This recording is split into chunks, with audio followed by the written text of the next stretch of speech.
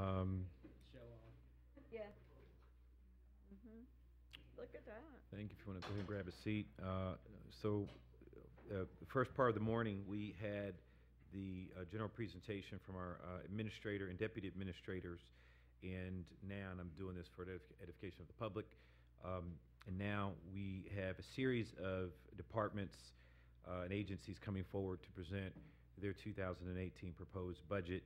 And first up is Jobs and Family Services with Director Joy Bivens, and I'll let the director introduce the team that she's got with her. Good afternoon, Commissioners, County Administration. Thank you for this opportunity to allow us to present our 2018 budget. Along with me to my left is Christy Russell, who is our Chief Fiscal Officer and also one of our Assistant Directors. Good afternoon. Good afternoon. To my right is Mr. Charles Noble, who is our Chief Strategic Officer, as well as Jody Andes, who is our Deputy Director of Communications. Before you start, I want to say, how are you feeling after the turkey trot that you did? So it was okay. I mean, I noticed you finished and then you went right for the pumpkin pies they were handing out. I did, because I Did needed that- one. I did. I like I'm the joking, I'm picture of joking. the two of you with the turkey mascot. That was a good one. Commissioner Boyce is very competitive, so we Ah. didn't try to keep up with him. I know. Well, when we were taking the picture with the turkey, the mascot, what you didn't see in that picture is me trying to chew on the mascot because I wanted some turkey. What was that? Yes. So, funny. yeah, that happened. I missed that. Yeah. Yeah. You know. Please proceed, Director. Thank you. Again, good afternoon, Commissioners, County Administration, and OMB staff. My name is Joy Bivens. I am privileged to share with you the work provided by the Franklin County Department of Job and Family Services, where I proudly serve as Director. I have the honor of working with more than 600 employees who are staffed at the 3 opportunity centers and across 18 satellite locations, and are all dedicated to improving the quality of life for Franklin County residents. As you know, our agency manages many programs directed by the federal and state government with an operating budget of $85 million. The programs historically are guided by directives that focus merely on transactional approach. For example, these regulations focus largely on numbers. How many people receive food assistance? How many people rely on child care or cash assistance? And how many of those residents have we helped to find employment? While we understand the importance of numbers, however, we want you to know that we are striving to do more. This agency is moving human services beyond a transactional approach to one that instead helps transform residents' lives. There is a great need in Franklin County. Our agency touches the lives of roughly a quarter of Franklin County residents. Some areas of the county have more need than others. As you can see from this map provided by the Heller School of Social Policy and Management, the opportunity of children in Franklin County is not the same. Cream color areas represents neighborhoods where children have low social, economic, educational, and healthcare opportunities. As a county agency, we serve all of Franklin County, but there is a correlation between areas of low opportunity you see here and areas we serve the most. The light areas on the map represent families with limited opportunity and great needs. They are our neighbors, co-workers, members of our local churches, congregations, and families who need help to survive. Allow me to give you an overview of how we are attempting to change human services with transformative services across Franklin County, especially these areas of great need. We are calling our holistic approach to all areas of our county WrapAround Franklin County. WrapAround Franklin County allows us to assess the most concentrated zip codes of those reliant on some form of public assistance. Our goal is to utilize data about these zip codes and identify, but most importantly, leverage resources that currently exist while also developing partnerships and collaborations with existing stakeholders.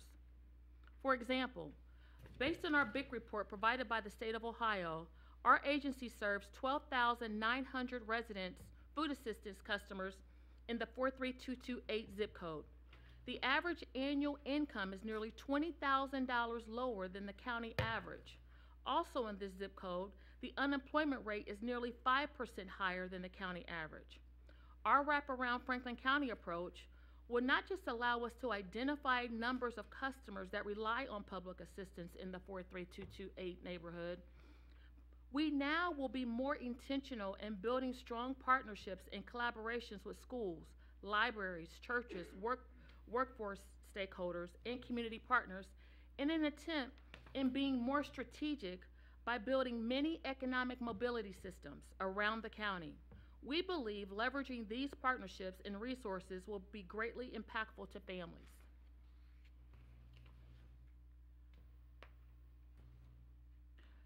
Transformations are occurring in 3 critical areas: customer service, programs, and innovation. Our first area of focus has been in transforming customer service. The business community has long realized that time is money. We know the same is true for our clients. Demand has been so high that it is not uncommon to see lines of people waiting at our locations. Our work requires a lot of paper documentation. For any of our services, residents must provide necessary documentation such as income statements, rental agreements, or birth certificates for dependents, just to name a few. Of course, quick scan kiosks make the act of verifying easier. Documents now never need to leave a customer's site. A JFS employee scans the documents and returns them within minutes. In August of 2017, we began adding scanning kiosks to our centers. Before the addition of the kiosks at the Northland office, customers could wait as long as an hour to have documents scanned. This wait has dropped to no more than 10 minutes, according to prelim data from this quarter. This slide you see here is taken recently from our Northland location during our normal business hours. This is now our new norm. Kiosks were added to our West Opportunity Center in October and then added to our East Opportunity Center November the 14th. Both locations are experiencing phenomenal results. This simple change is proving to be transformative because what it gives to our clients in return, residents are given back time. Time to concentrate on job searches, focus on continuing education, or overcoming barriers that have hindered them from success. 51% of our customers who visit the agency to have their documents scanned have taken advantage of the kiosk. As of November 24th, 2017, more than 19,800 customers have had their documents scanned. Anecdotal feedback has been overwhelmingly positive, with many customers expressing their appreciation for the new, quicker process. The kiosks have made a huge impact to daily customer wait times and have been a game changer on our peak days. For example, Franklin County Job and Family Services experienced extremely high volumes of customers in our lobby on November the 13th, the Monday after the Veterans Day holiday. The kiosk serviced 663 customers that day alone. Prior to the kiosk, these peak days would have caused bottlenecks and extreme wait times for customers. We also have switched over to operational models that increase efficiency and better accommodate customers. More than a year ago, we converted to a call-in model that improves efficiency while giving our customers more control over getting benefits renewed. Federal requirements mean anyone who receives food assistance must reapply every year. However, many customers do not have or do not provide reliable phone numbers. Historically, that hindered monthly reapplication interviews.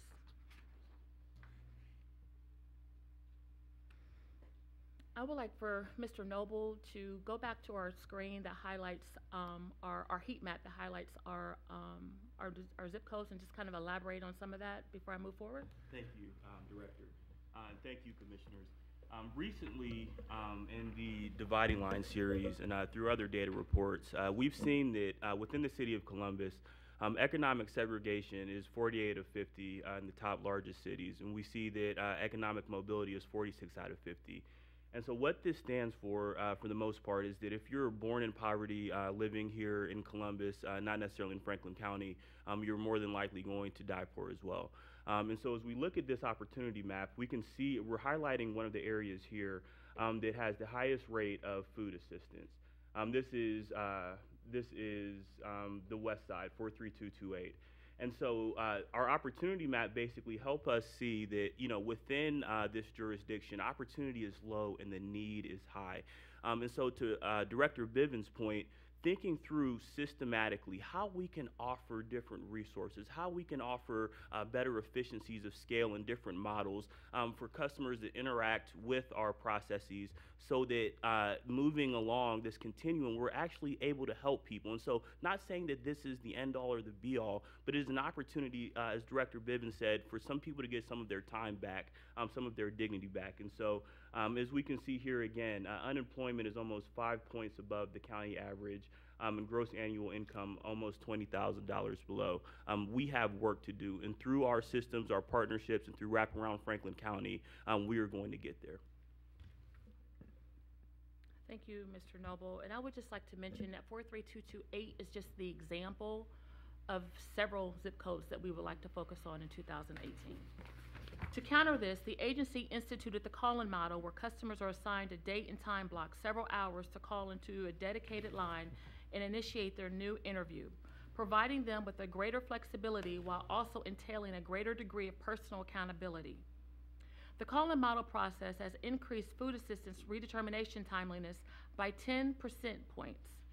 Prior to the introduction of this new business model, 70% of food assistance cases were processed before the assigned load date. Since the introduction, the average has increased to 80%. Though the customer show rate for appointments has not shown a great impact, the agency has also decreased the wait for rescheduled appointments. Prior to the adoption of the call-in model, customers who missed their appointments would have to wait up to 2 weeks to be rescheduled. Now, all customers are rescheduled the same day or within 48 hours if they choose. We also have extended this approach of transforming customer service onto our partners in social services. Earlier this year, the agency's IT and contracts department implemented its Results, Innovation, and Outcomes system, an online contract management system. The agency automated this process, thereby leading to improved contract performance tracking and reduce reliance on paper-intensive processes. The vast majority of the federal fiscal year 2018 single grants were submitted to the agency by providers using RIO. Providers began entering information in August. There are 75 grants that have been submitted and negotiated in the RIO system for 2018 thus far, and these contracts represent just under $11 million in funding. Less time on paperwork means more time can be devoted to the heart of what we and our partners do best, transforming lives. Our second area of transformative focus centers on programs.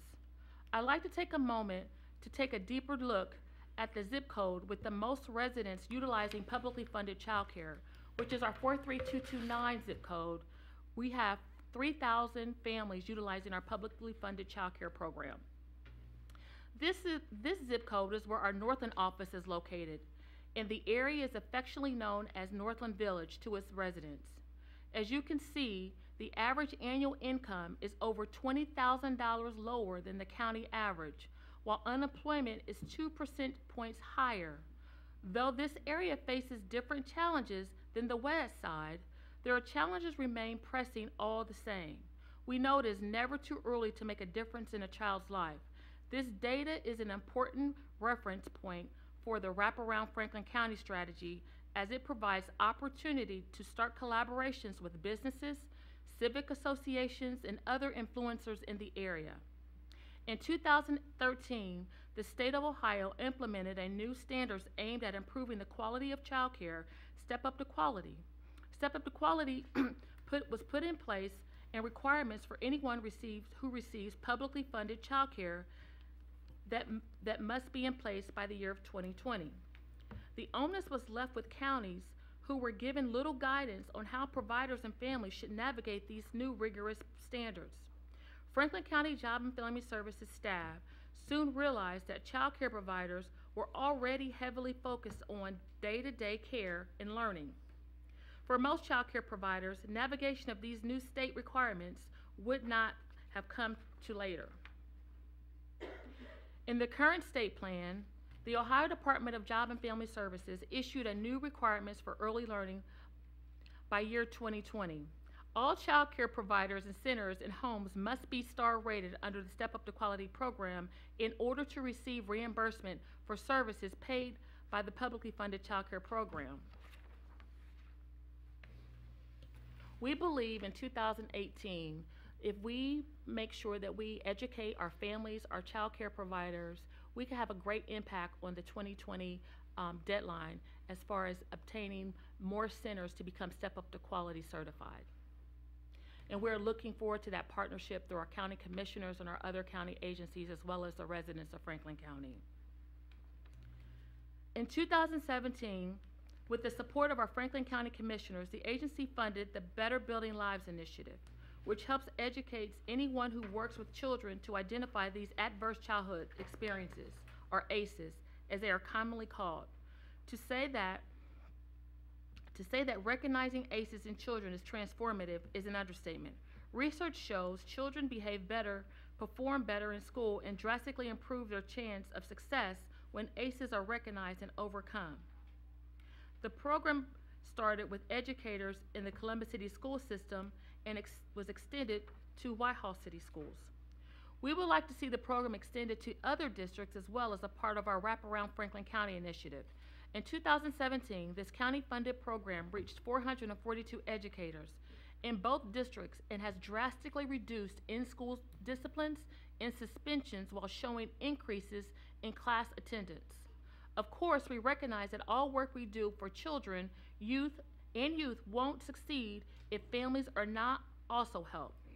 So we also turned our focus to the Prevention, Retention, and Contingency program, which provides emergency and disaster assistance to some of our neediest residents. One of the greatest demands with PRC is this emergency assistance that can provide help to our poorest working families once a year. These are families who teeter on the edge of homelessness if they face any emergency. Thus far in fiscal year 2017, we have helped 1,269 families with shelter. And we knew program guidelines restricted us from helping so many more. So after consulting with our stakeholders, a variety of changes were suggested and approved by our Franklin County commissioners, allowing the program to become transformative. Now residents can apply for support across multiple assistance categories on a single application and receive up to a maximum of $1,500 a year. This makes it easier for families to address emergent needs such as rent, mortgage, or utilities assistance, so they can maintain household stability. In fiscal year 2018, we will be able to help an estimated 1,500 families with shelter and other needs. The ultimate goal is to save working families from eviction. When families have little to no savings and experience a disruption in income or have an unforeseen expense, such as car repairs, bills often get behind and eviction may result. In Columbus, the government cost of family financial insecurity from eviction is estimated to range from $13 million to $31 million, according to the Urban Institute. This is a rough estimate because of an average is unknown. However, it still illustrates the costly nature of evictions without even considering the emotional toll. The transformation of programs didn't stop there. The agency also added a caseworker to staff the Franklin County Eviction Court 3 days a week. These two changes, the revising of the program guidelines and providing help before eviction, have been life-changing for many families already. In the first 12 hours of having a caseworker at the court, 4 families were saved from immediate eviction and 7 more families were waiting for their approval. This quick action allows children to remain in a more stable home and allowing our clients to continue working. The changes we've listed thus far show how we are transforming services for our customers and social service agencies. However, we know we would not be doing enough if we don't also attack the root causes of poverty. So our third area of focus is transformative innovation. But before we get into our final focus, I'd like to take a pause for a final deep dive into the Linden zip code, where the highest number of customers, 1,000 of them, utilizing the Ohio Works First Cash Assistance Program. This neighborhood, 43224, like the previous two have discussed, has an annual income well below the county average and an unemployment rate almost 5 points above the county average.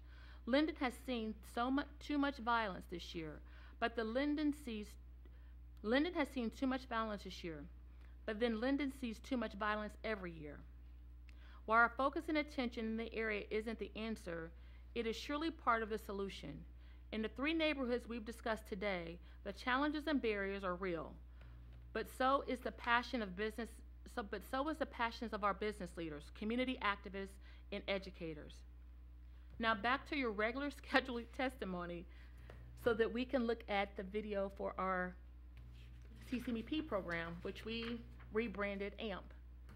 I was struggling with paying my rent and didn't complete high school. I wasn't working. So now, since I've been in the AMP program, I have housing, I've finished school, I'm now employed. So it's wonderful.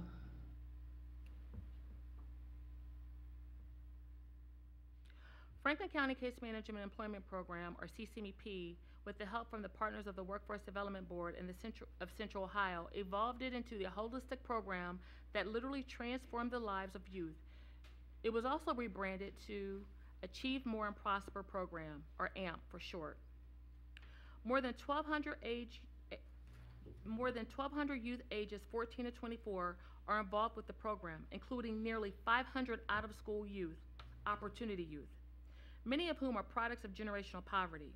Not only do our personal advocates work with them to achieve their goals, whether that's getting a GED, quality child care, or a well-paying job, they stay involved, following up with them to ensure they and their families will continue to prosper and break the cycle of poverty. We're also reaching out to new partners in the trades who can help transform the lives of clients who want to develop a trade. We are funding a pilot program called Building Futures Program. The program aims to create pathways for individuals who want to move beyond day-to-day work and into a career. The program provides 9 weeks of training and skills development to prepare participants to enter into a trade union apprenticeship program. We are also focused on improving from within. We have faced significant challenges in developing and maintaining our workforce. Turnover is a concern for any agency, and we are always looking for ways to improve retention. As you are aware, leadership development and continuing education opportunities are both annual goals. In 2017, our staff participated in a 2-day supervisor boot camp workshop, which draws from Franklin County HR training sessions, the Ohio Department of Job and Family Services, State Human Services Training System, and the Columbus Citywide Training Academy. In all, more than 100 of our supervisors, plus several supervisors from another county agency, Child Support, took advantage of this training. We have also shared our training materials and curriculum so that other county agencies can develop their own sessions.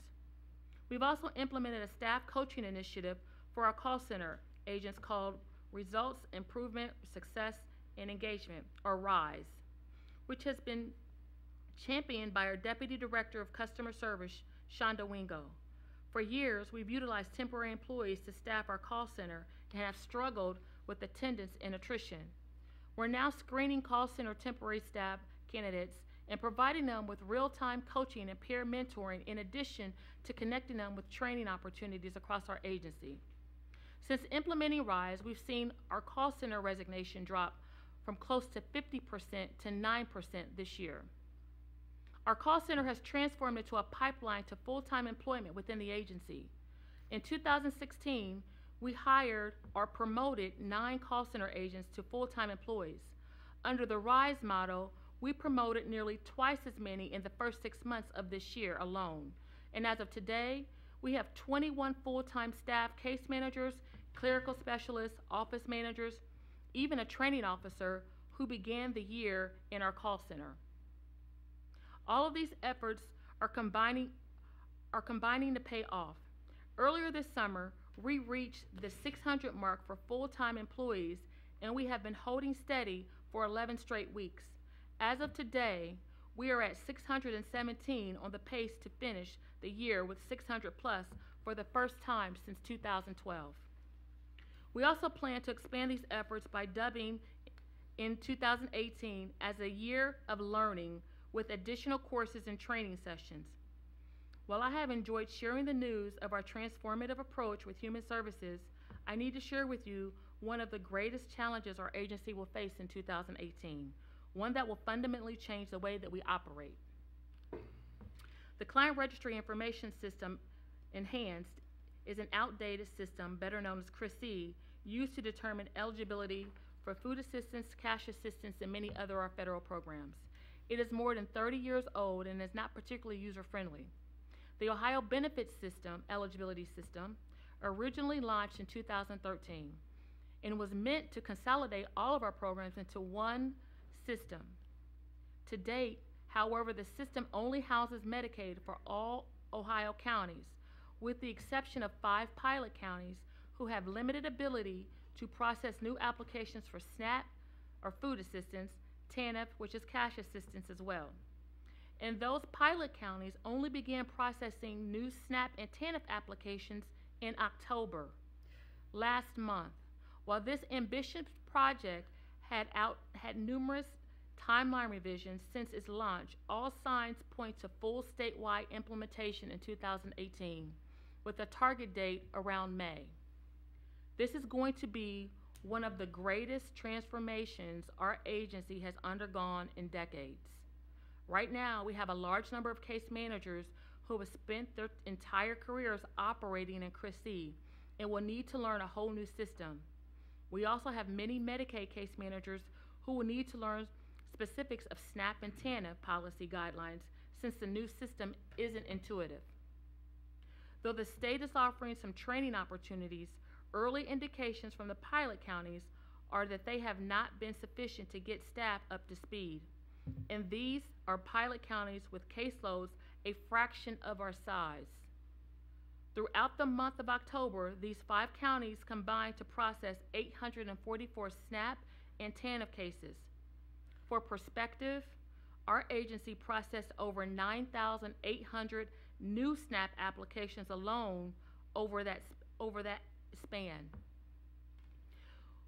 We do have the benefit of sharing a border with two of the pilot counties, Fairfield and Licking, and have worked with them to establish inter-county transfer protocols. We've also reached out proactively to explore cross-training or shadowing opportunities. The pilot counties will begin processing existing cases and renewals for SNAP and TANF in January, and will have just 3 months of full functionality in this system before the state seeks certification from the federal government to implement it across all 88 counties. Make no mistake, there will be growing pains, but we will do what we can to ensure a stable transition, both for the hundreds of thousands of our Franklin County neighbors who rely on us and for our staff. In conclusion, having the ability to work with residents to improve their quality of life is an honor, but it's one we could not do without the dedicated staff at JFS. Our workers, through some struggle of their own needs, put Franklin County families first. We wanted to take the opportunity to share with you their faces and extend our appreciation. They helped us make 2017 successful, and I'm confident they will be transformative for families in 2018. All of us at JFS look forward to 2018. We look forward to supporting the Commissioner's priorities and initiatives, partnering with social service agencies, partnering with our fellow county agencies, providing transformative government assistance that allows people to move on with their lives and work towards economic mobility. There is no shortage of need for our agency in the coming year, but with your steadfast support and guidance, we will be able to adapt to new challenges that awaits us while remaining a leader among job and family service agencies and continue to be a vital resource for all of Franklin County. Thank you, Commissioners, for your opportunity to speak to you, and I'm happy to answer any questions that you may have.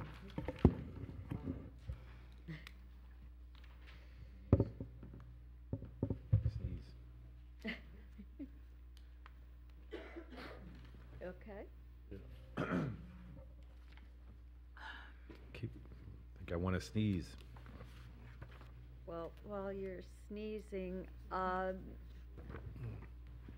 would like to say thank you, and I know the challenges that you're facing, and I didn't realize, I knew the CRIS-E was needing to be replaced. I didn't know the actual lack of good training to do that, and I'm hopeful that we'll be able to get your team what they need in light of all of the issues Absolutely. we have. I know that the WrapAround Franklin County makes so much sense, and I want to make sure that it doesn't get lost on people that what you're doing and what our other agencies working with you and other partners are doing is really our mandated social safety net, social service safety net. When you talked about the work you're doing at Eviction Court, that's not new staff, that's Direction. redirection Yes. of staff, and that's making a difference Yes. that we never were able to do before, and that's because you're retaining members that you couldn't do before, and that's incredible. Right. I know what a challenge it's been. Can you talk about some of the ways in which the technology can be helpful in this environment? Is it, I mean, you talked about some of that, but can it help you be more efficient beyond the scanning of the documents and the call-in appointments? Can technology help you in other ways be more efficient? So under one of our guiding principles, Commissioner, is organizational excellence. Mm-hmm. And under that guiding principle, we've looked at our business processes and how we can streamline our business processes utilizing technology. Shout out to Juan Torres, who is phenomenal and keeps us going every day. Looking at our business processes so that we can make things, so we don't duplicate processes, Right. frustrate clients, frustrate workers, and maximize technology as much as possible, because it assists in, you know, decreasing backlogs and bottlenecking systems. So technology is really important, and it assists us in being efficient. Right. And if I could, real quick, Commissioner, could you go back to the WrapAround Franklin County? I wanted just to make sure that I gave acknowledgement. Some of our staff developed this. Terrence, who works in our print shop, I think did he draw this? I think he drew it. And then, and Dasheen assisted with this as well. So I just want to make sure that I acknowledge them for that, because I presented a vision about wraparounding Franklin County in the most emergent needs. They took that and developed this in order to make a visual so we can keep that at the forefront going into 2018. Yeah, it's about people. Right.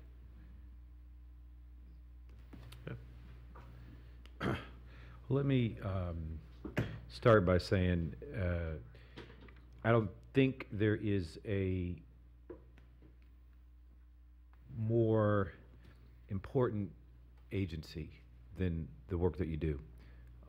When you really think about a community like Franklin County Central Ohio, you know, you're only as strong as those who perhaps are considered the weakest among you. And the work you do really is the catch basin for those who are slipping through the cracks, sometimes for reasons not with their control. And Franklin County is charged with ensuring that they don't slip through that crack forever. And that's a tough task. And I think some of the work you're doing truly is incredible work. And certainly you highlighted those today. I want to take a minute to focus on the budget, the numbers for a second, because I think it's really important. As you know, Director, we are considering the extension, the permanent extension of a current sales tax increase from 4 years ago. 4 years ago now? Yeah. And it's a very difficult question for the commissioners to answer. And so I'm going to be asking this kind of question of every agency, so don't feel special for JFS. But if you could, first do the breakdown of where your budget comes from, the overall amount, what portion of it comes from the feds, what portion of it comes from the state, and then what your general fund subsidy is. And then I'll have a couple of follow-up questions from that as relates to the subsidy most specifically. I am going to allow my, our chief fiscal officer, because I sleep at night because of her. And she can better eloquently describe our budget than me, so, because I'll give all the money away and not think about it. Well, And we are, Christie knows. hi. Again, Christy Russell. Our funding comes from, as you indicated, Commissioner, we have a local piece that comes from the general fund, which is mandated share, which is roughly about 4.5 million. And then we get state and federal funding, which comes from multiple sources and funding from the state and federal. So we get administrative funding from the state, along with Medicaid funding. We also get child care funding and TANF funding and Title 20 funding, refugee funding, food assistance, employment training funding, and the majority of those are federal, with some of them have a state component as well as a federal component. In addition to the mandated share, which comes from the general fund, the last several years, Job and Family Services has requested some additional support from the general fund. And we constantly strive to minimize that as much as possible. And so that's a small piece. And so the parts of our budget of roughly 85 million, probably about 5 of that comes from the general fund. Okay. And so, so to make sure I understand, so the vast majority of the funds, so we're talking 80 plus millions of dollars, the vast majority of those funds come from the feds, I would presume, because you said Medicaid and food assistance, all those things come from the feds. So it comes from the feds to the state, to the county, correct? Correct, yes. So we don't get anything directly from the feds. It all comes through the state. Through the state, right. But it's really federal money for the Right. most part. And the point I'm raising that is because each of those pots of dollars are what you would refer to as restricted use, meaning that there are very specific things that they can be used for and have to fit within a series of guidelines. Correct. Right. And you don't have a lot of flexibility or discretion for those funds. And so the vast majority of the funds have that restriction, correct? Right. Correct. Now, they're all targeted towards needy families. Absolutely. No matter how you slice it, for the most part, they'll say, you know, and I'm doing this because I want the public to understand how we are looking at this increase and why it's important, not increase, but extension of the tax change. And so the vast majority of that is dedicated to food assistance and all the programming things you talked about. Every dollar has a guideline and a restriction attached to it. And so have you seen those dollars increase in trend over the last few years or decrease? Or are they pretty much flat?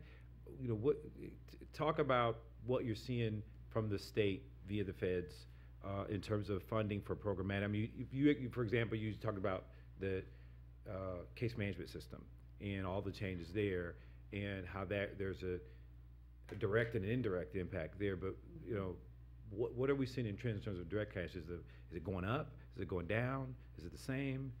Since 2007 through 2011, we've seen a decrease from the state funding for job and family services, wouldn't you say? Right. Yeah. Particularly in the administrative funding, which is the category of funding that has, I guess, the least restrictions on it and that we can use to support our operations, which is what is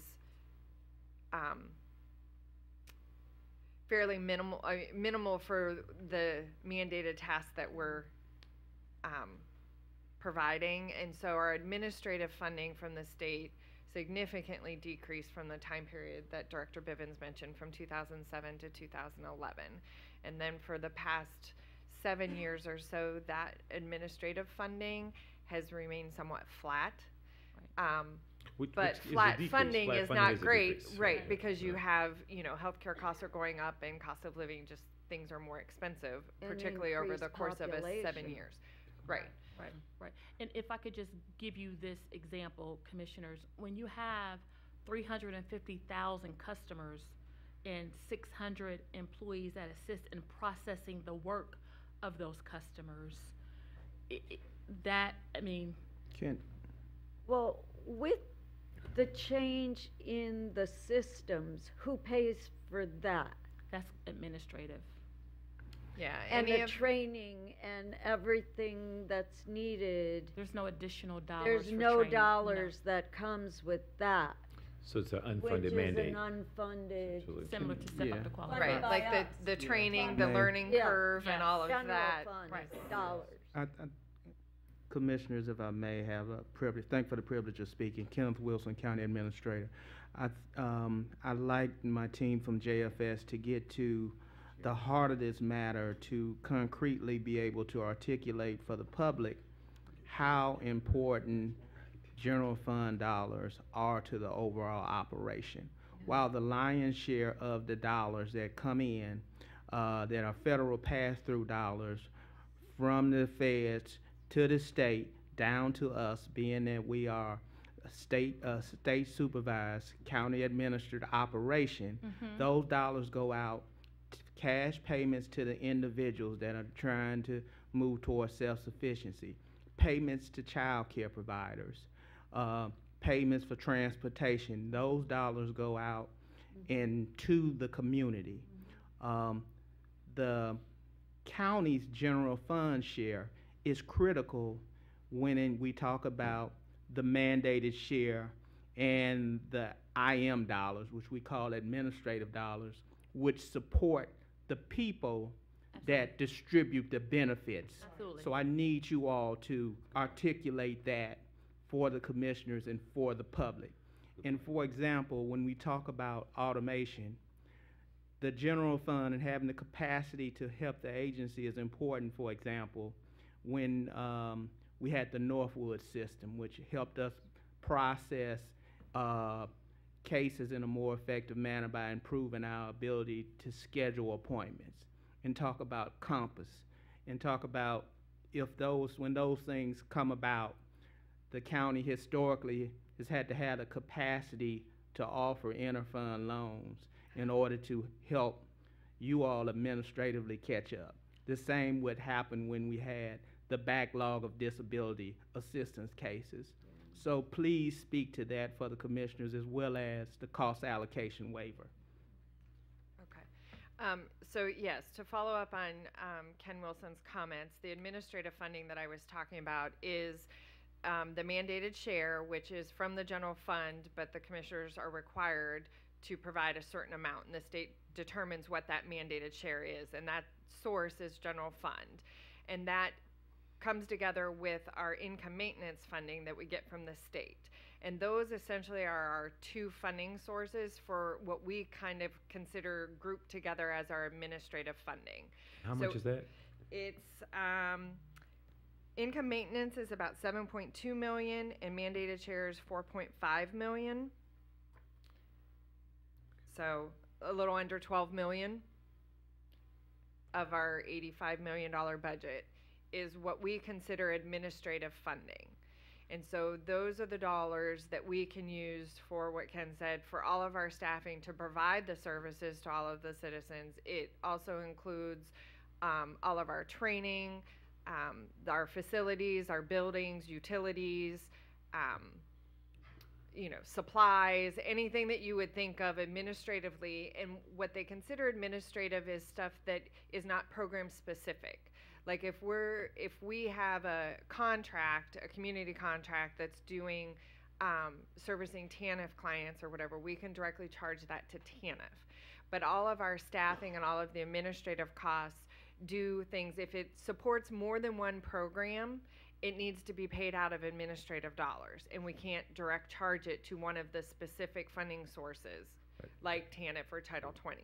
And general fund dollars assist us in leveraging more resources for our customers and for our staff. Without the support of the general fund dollars, we would have deficit. I'm glad you raised that point, because that really leads to my next question, which is, if we don't take your recommendation, and I guess this is directed to the administrator, if we don't take your recommendation, what is the impact on those administrative dollars to JFS? In terms of where we have to cut to accommodate the lack of the extension, what does that mean for those administrative costs for JFS? And then ultimately, that impacts the work that they do to help families. Commissioner Boyce, President O'Grady, Commissioner Brown, outside of the mandated share, which we have to provide. That's fixed. That's one of the reasons why we need to preserve our revenue base of general fund dollars.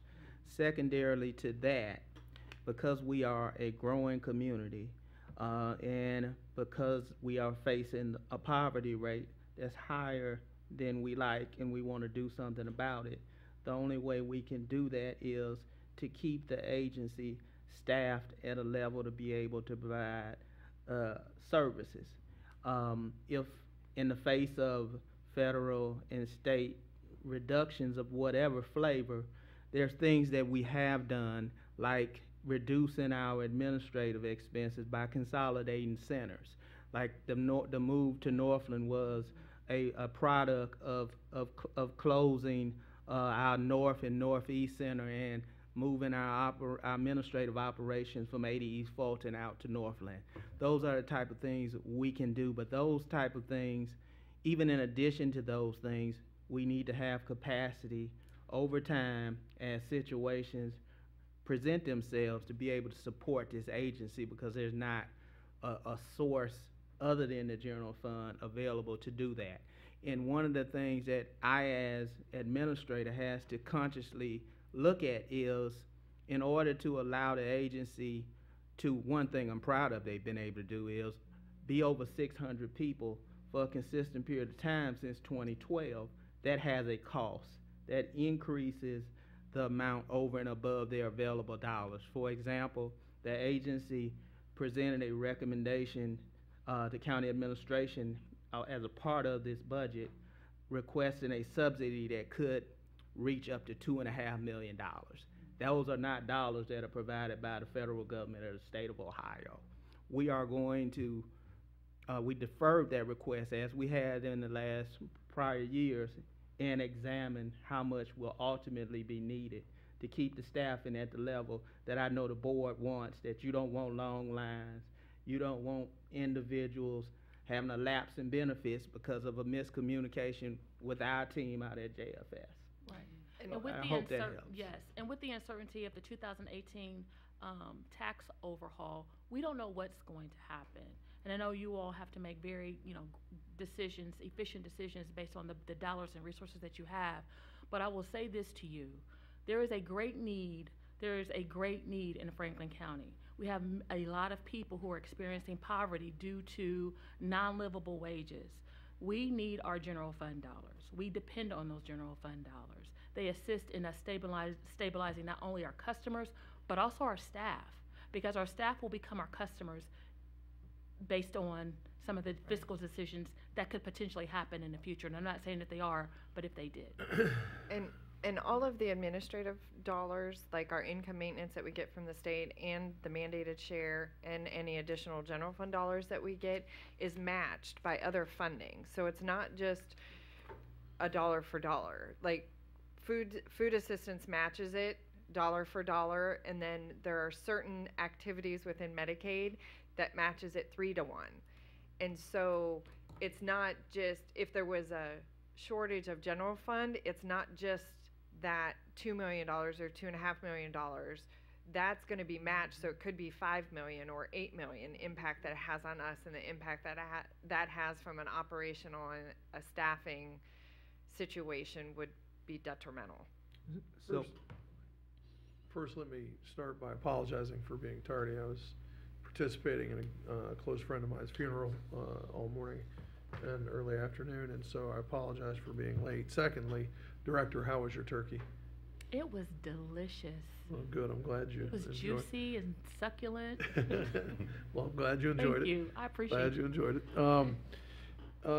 So when we started, or at least when I was walking in, Commissioner Boyce was making the point that this is, he believes, our most important agency. I'm guessing that that won't be the last time he says that to a director while he's sitting Right. in front of him, but, you know, we'll see.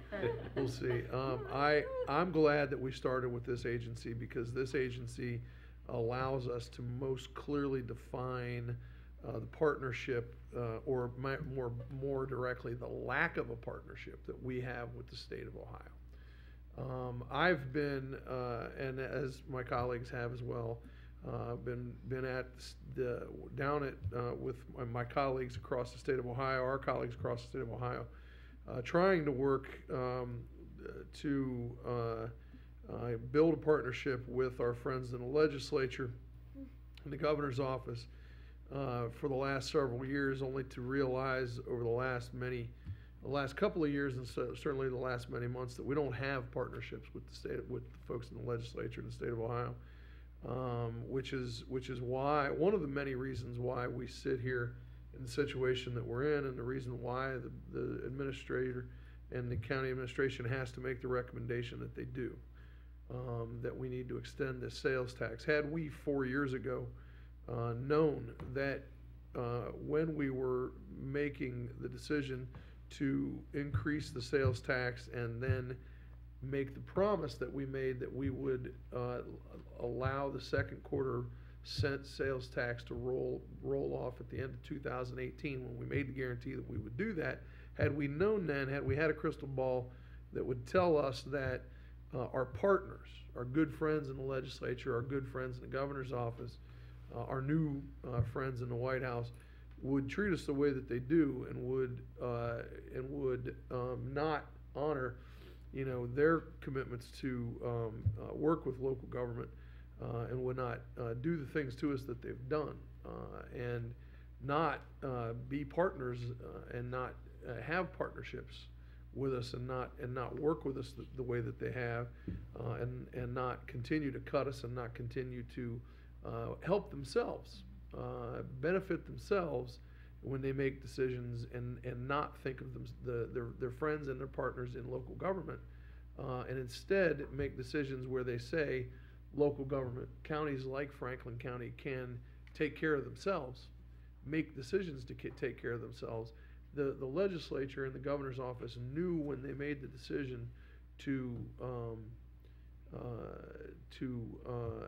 not extend, or to raid the MCO sales tax for $21 million for Franklin County for $21 million.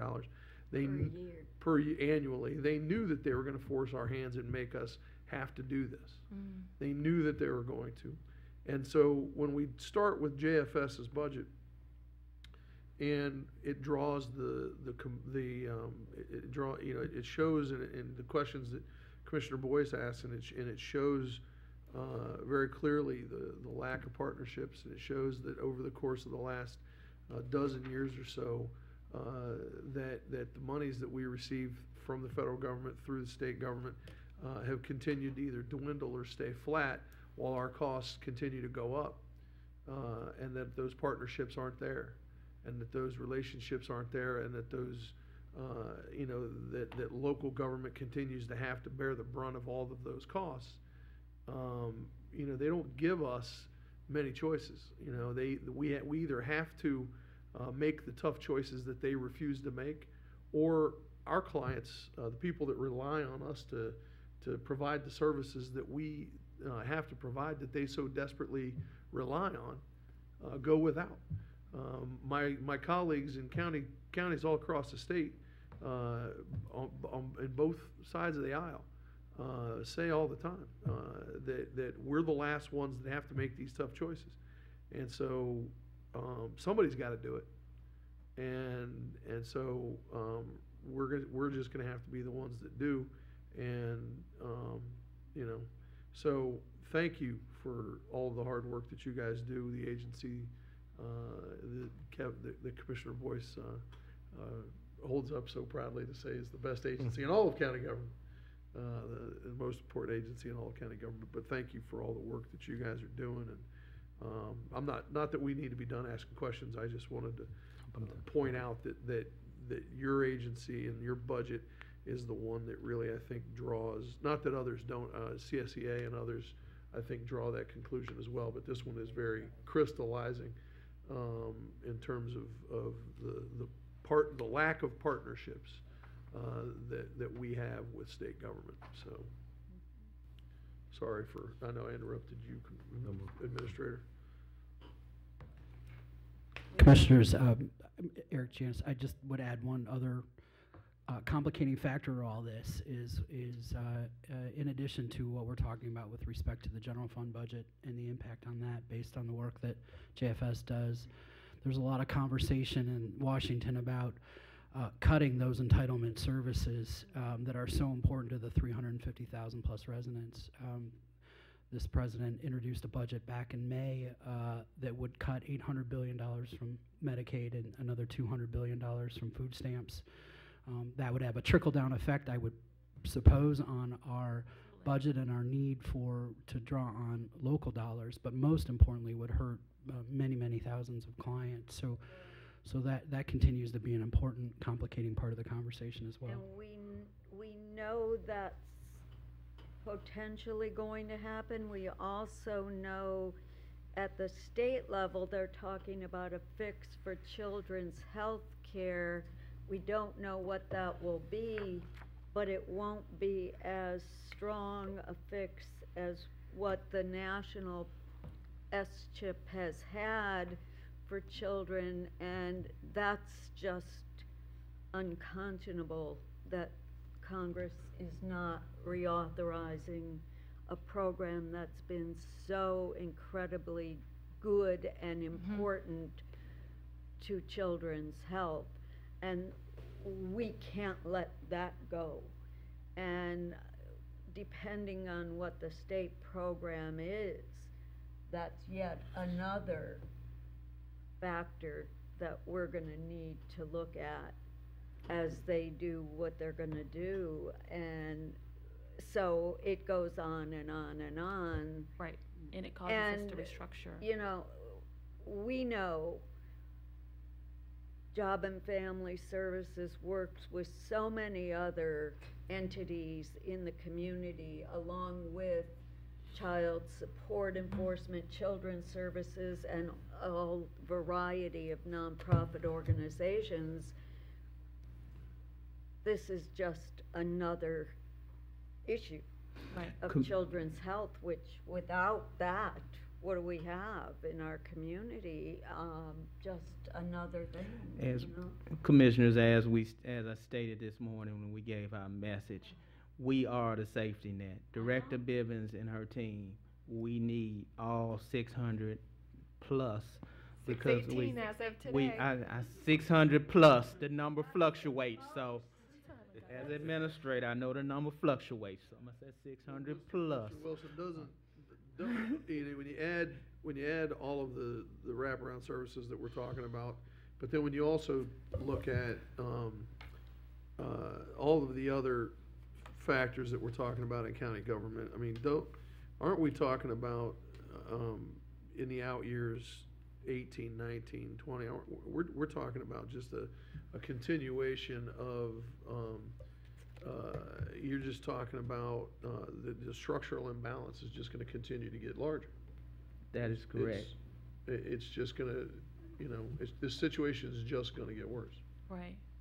And if I could just really quick, Commissioners, as Mr. Janus was speaking, and then you, Commissioner Brown, talking about some of the unforeseen of the federal budget and some of the federal policy that is coming down. This year, it was determined that customers on the exchange who receive Medicaid are to participate in a work participation activity. Now, we won't see that until, because a waiver has to be filed, it takes a year for it.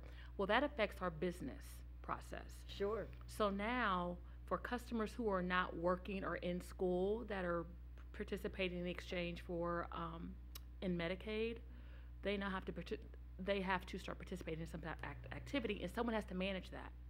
So now we want our case managers to process all programs in one eligibility system, and then, by the way, I need to mandate and monitor you participating in your work participation activity.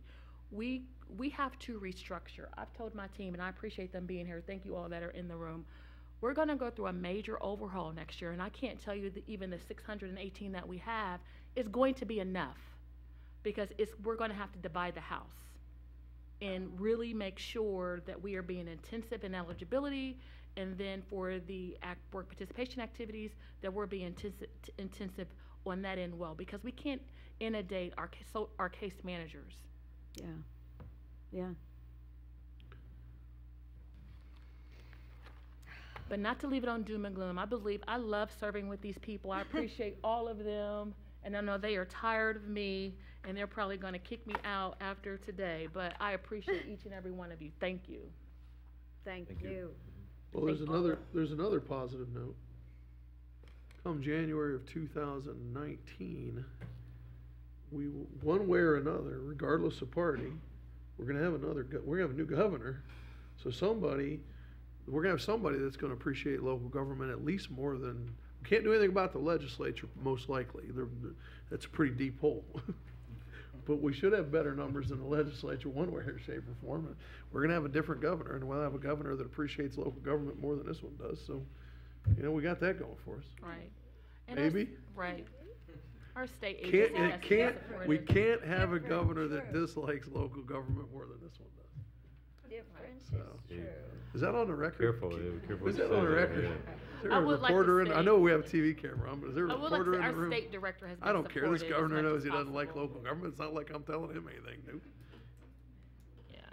I believe our state director of Job and Family Services, as much as possible, to the extent she has been very she's tried to support as much as she can. That's good. But there's limits to that. Yeah.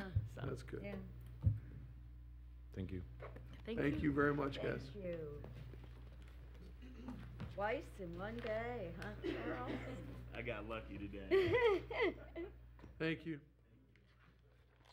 Next up.